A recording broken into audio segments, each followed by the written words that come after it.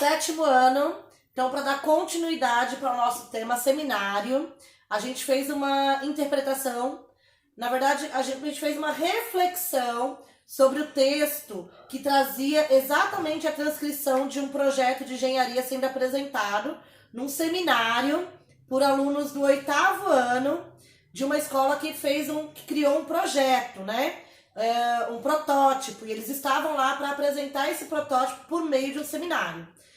Com toda essa informação sobre esse texto, que a gente viu a forma como eles apresentaram, hoje a gente vai discutir aqui e ver então a correção dessas questões que a gente estudou lá no livro de vocês, nas páginas, né, 189 e na página 190. Então hoje a gente vai fazer a correção dessas questões, ok? Então vamos lá. A primeira questão falava o seguinte: que a apresentação do seminário podia ser dividida em 6 partes. E aí pediu para vocês escreverem na ordem correta como que eles apresentaram, então, essas 6 partes. Aí aqui estava assim: escolha do projeto, encerramento, funcionamento do protótipo, materiais e procedimentos para a construção, introdução do tema e demonstração.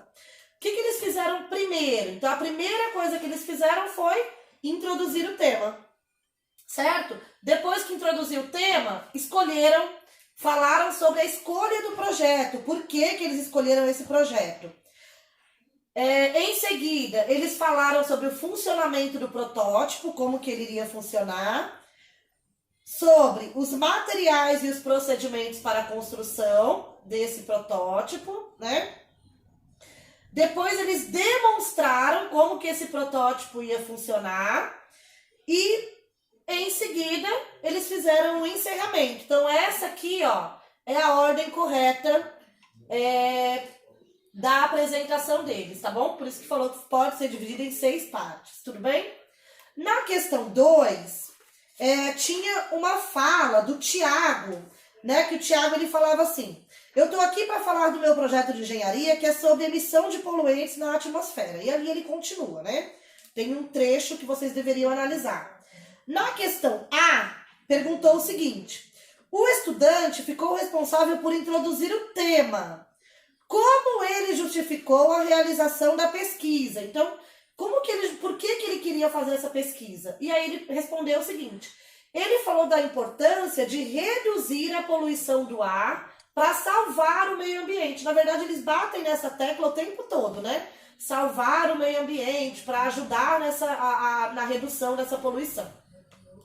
Na letra B, perguntou o seguinte: de que maneira Tiago interagiu com o material visual que estava apresentando?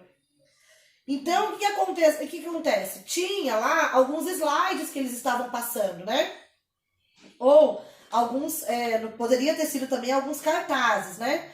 E aí, o que ele fez? Ele apontou uma foto que estava mostrando a emissão de poluentes, certo? Nesse caso, ele tinha uma foto projetada, né, no slide, e ele apontou para essa foto, citou e apontou com a mão onde é que estava aquela foto, mostrando esses poluentes sendo emitidos ali, certo? Na questão C, diz assim: releia a primeira frase, quando ele fala assim, ó, eu tô aqui para falar do meu projeto de engenharia, que é sobre emissão de poluentes na atmosfera. Que pessoa gramatical foi empregada? Quando ele pergunta que pessoa gramatical, gente, ele quer saber se é a primeira, a segunda ou a terceira pessoa, tá? Então, nesse caso aqui, quando ele fala eu tô aqui para falar, ele citou a primeira pessoa do singular. Aí foi perguntado também assim: por que a primeira pessoa do singular não é a mais adequada nesse seminário? Então, não é a mais adequada por quê? Gente, porque o trabalho foi feito em grupo, a pesquisa foi feita em grupo, é o resultado da pesquisa em grupo, então não é legal usar a primeira pessoa do singular. O que ele poderia ter falado então?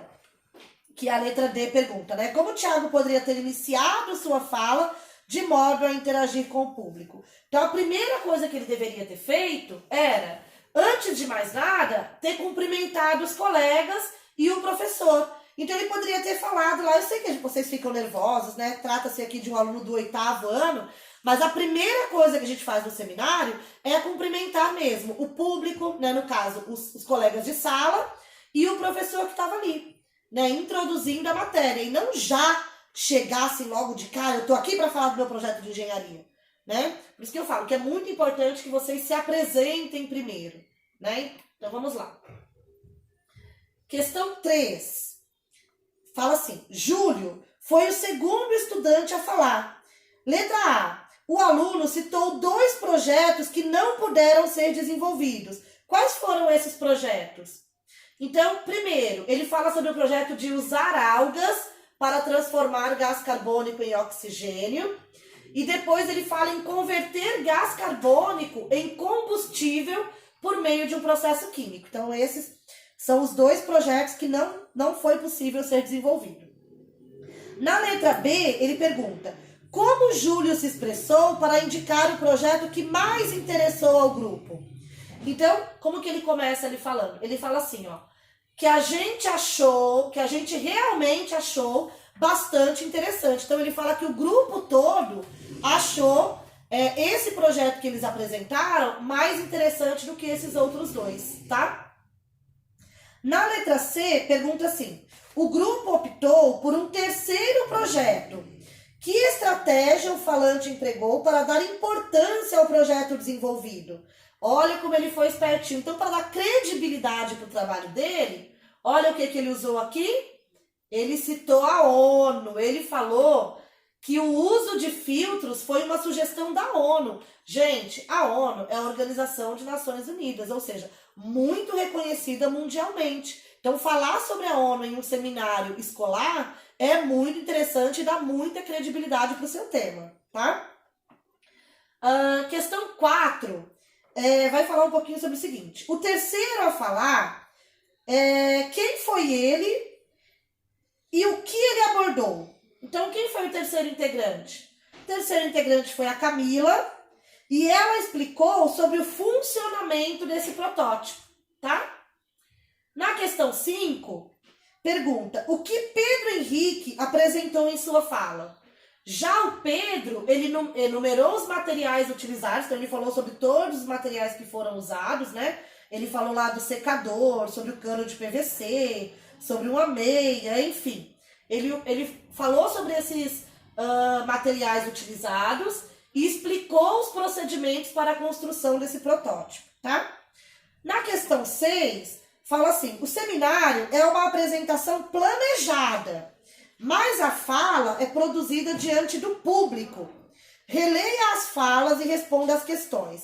Na letra A, quais marcas de oralidade são percebidas na fala de Tiago? Então, o Tiago, o que ele faz? Ele corta as palavras. Então, ao invés de falar estou ou está, ele fala tô e tá. Né? Isso aqui, gente, é marca de oralidade. Num texto escrito, você não vai falar dessa forma, né? Mas num texto falado, pode. E outra coisa que ele fez foi pausas, né? Tá vendo essas reticências aqui? Indicam as pausas, né? Que aconteceram na fala do Tiago.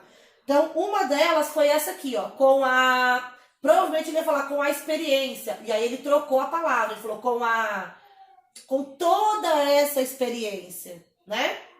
Então, aqui é muito comum também esse tipo de uso na linguagem oral, por isso marcas de oralidade, tá? A letra B pergunta o seguinte: essas marcas de oralidade precisam ser evitadas em uma fala pública? Eu preciso evitar falar tô, tá, fazer essa pausa? Eu preciso, gente? Só porque é um seminário? Não, eu não preciso. Porque quando eu falo esse tipo de coisa aqui e eu faço essas pausas, a fala fica mais natural.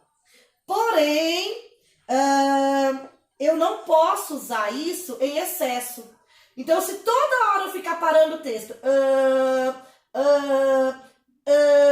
fica cansativo, prejudica o entendimento, fica monótono, né? Fica chato, cansativo, enfim.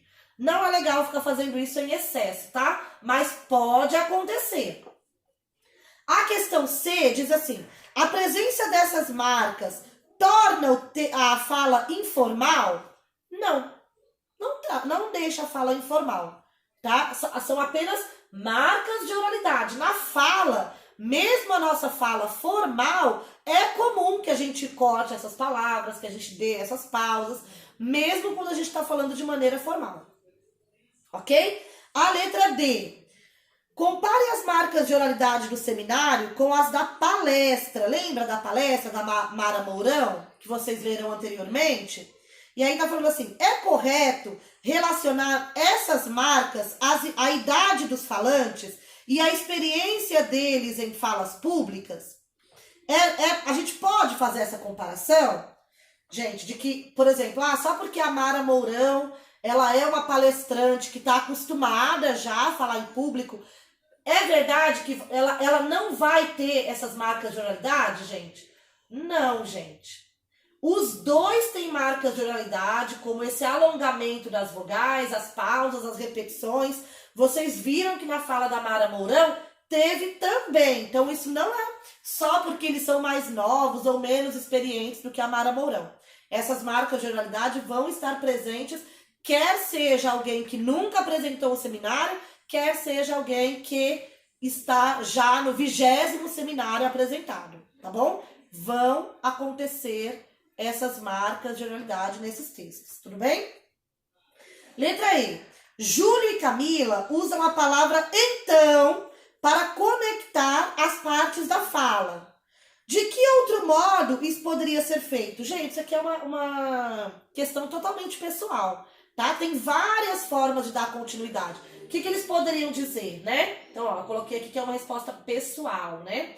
Sugestão. Então, ele poderia falar assim, ainda falando sobre, né, esse assunto, ou a gente poderia falar assim, dando continuidade ao seminário, ao nosso assunto, ao desenvolvimento do protótipo. Então, essas são algumas ideias aí que você pode continuar a fala aí para desenvolver o seu texto com coerência, tá?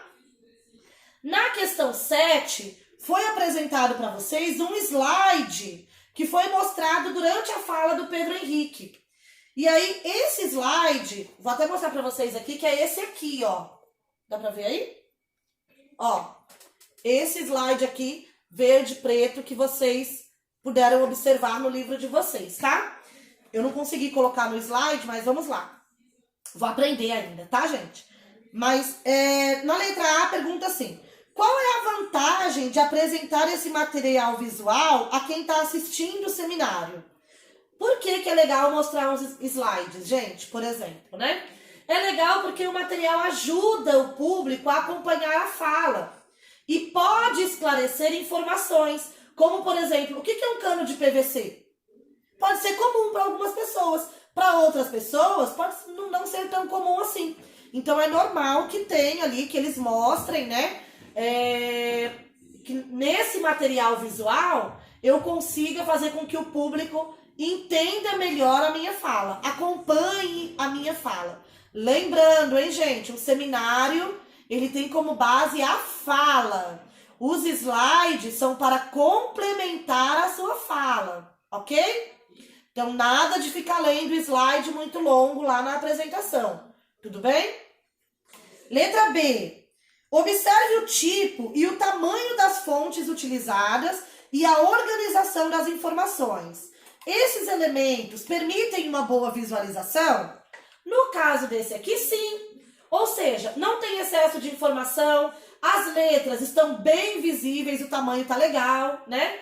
E as imagens estão nítidas. Isso é muito importante, tá, gente?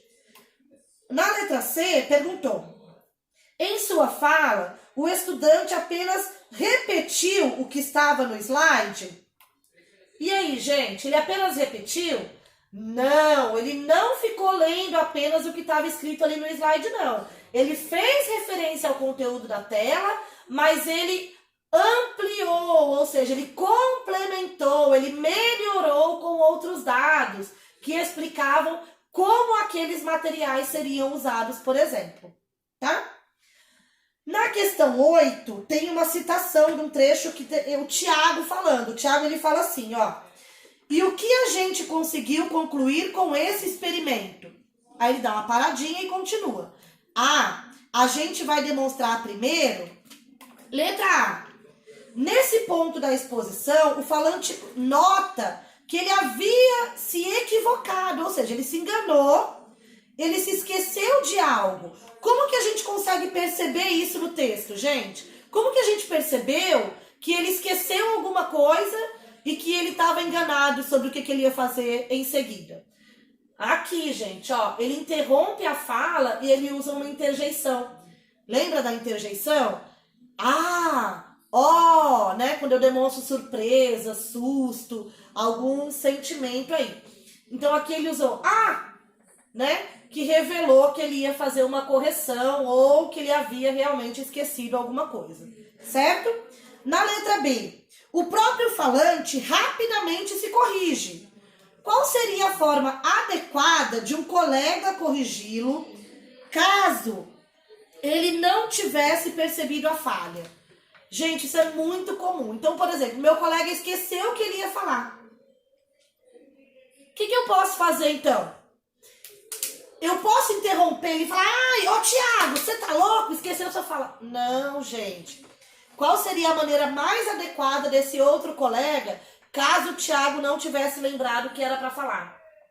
Ele poderia interromper a fala com delicadeza e avisar que eles iriam demonstrar o funcionamento do protótipo antes de concluir. Pronto, gente, ficou educado, não prejudicou o colega e fez com que o seminário seguisse de maneira coerente e muito eficaz. Muito mais eficaz do que ficar dando uma bronca no colega ou simplesmente fechar a cara e deixar o seminário seguir com uma falha aí, tudo bem? Então, não é pecado nenhum você interromper, falar com delicadeza, avisar o colega o que vocês iriam fazer, enfim.